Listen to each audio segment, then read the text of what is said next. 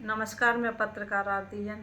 जैसा कि आज ये यूपीएससी का रिजल्ट निकला है, जिसमें हमारे कोलारस के ऑनर छात्र उज्ज्वल जैन, जो कि सन्मति जैन के पुत्र हैं, आज उन्होंने शिवपुरी नहीं, कोलारस ही नहीं बल्कि पूरे मध्य प्रदेश का नाम रोशन किया है और हमारे जैन समाज का भी इन्होंने रोशन किया है। हम इनसे जानेंगे इनकी सफलता का क्या राज है। पहले तो आपको बहुत बहुत बधाई हो। धन्यवाद मैम। हाँ, आपने कैसे और किस तरह मेहनत की? ये तो मोटिवेशन थोड़ा सा मेरे एक बड़े भाई हैं जिन्होंने स्टार्टिंग में यूपीएससी की प्रिपरेशन स्टार्ट करी थी। उससे मुझे समझ में आया कि यही मेरी सही दिशा है। जी। तो 12th क्लास के बाद मैं इसी फील्ड में एक क्लैरिटी आ गई थी, तो मैंने बीए ही सब्जेक्ट चुना। उसके बाद मैं कोविड के बाद 2021 में मैंने अपनी प्रिपरेशन स्टार्ट करी। 2022 में मेरा प्रथम प्रयास था और मैंने ऑनलाइन कोचिंग करी थी। उसके बाद मैं दिल्ली चला गया था। मेरा 3 प्रयास स्टार्टिंग के 3 प्रयास मैंने दिल्ली से ही दिए, बट मुझे असफलता मिली और प्रीलिम्स भी क्लियर नहीं हुआ था। उसके बाद सेल्फ डाउट भी आता है और ओवरऑल मेहनत का जब फल नहीं मिलता तो ऐसा लगता है कि यार क्यों करे जा रहे हैं हम।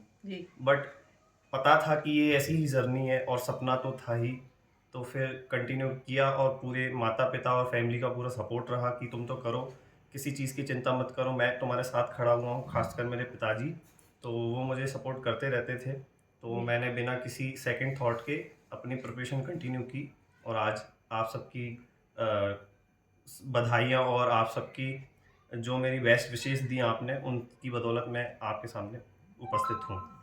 मतलब इसमें कौन सा कठिन सब्जेक्ट था जिसमें ज़्यादा परेशानी आई, चुनौतियों का सामना करना पड़ा आपको? सबसे बड़ी चुनौती मेरे लिए स्टार्टिंग में सीसेट थी, जो कि जी। प्रीलिम्स का दूसरा प्रश्न पत्र होता है। जी। उसमें गणित, एप्टीट्यूड, जनरल अवेयरनेस के क्वेश्चंस होते हैं। चूँकि मैंने अपनी गणित की प्रैक्टिस 12th के बाद छोड़ दी थी, तो 4 साल तक मैंने उसको एक, जैसे कहते हैं ना, रोटी फेरो जी। नहीं जी। तो वो जल जाती है। जी। जी। सिमिलरली वही मेरे साथ हुआ, तो 2 बार मैं प्रीलिम्स में सीसेट की वजह से फेल हुआ। जी। तो वो मुझे कठिनाई काफ़ी हद तक महसूस हुई। तो मैं बहुत कठिनताई से उसको प्रयास करता रहा और मेरे को भगवान की कृपा से ये सब क्लियर हो सका। जी। जी। आपके घर में माता पिता का क्या सपोर्ट रहा? मैंने बताया जैसे कि मेरे पिताजी तो स्टार्टिंग से ही मतलब बहुत ही विश्वास रखते थे कि तू तो कर, अपने को सिर्फ कलेक्टर, जैसा नॉर्मल लैंग्वेज में बोलते हैं, जी। आईएएस ही बनना है।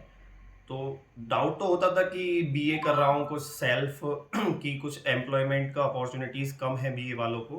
बट ये सब पूरा जो सक्सेस मेरी आज अचीव हुई है, सिर्फ और सिर्फ मेरे माता पिता और मेरे परिवारजनों, जी। ताऊजी वगैरह की वजह से हुई है। और भी बच्चे यूपीएससी कर रहे हैं, तो उनके लिए आप क्या कहना चाहोगे?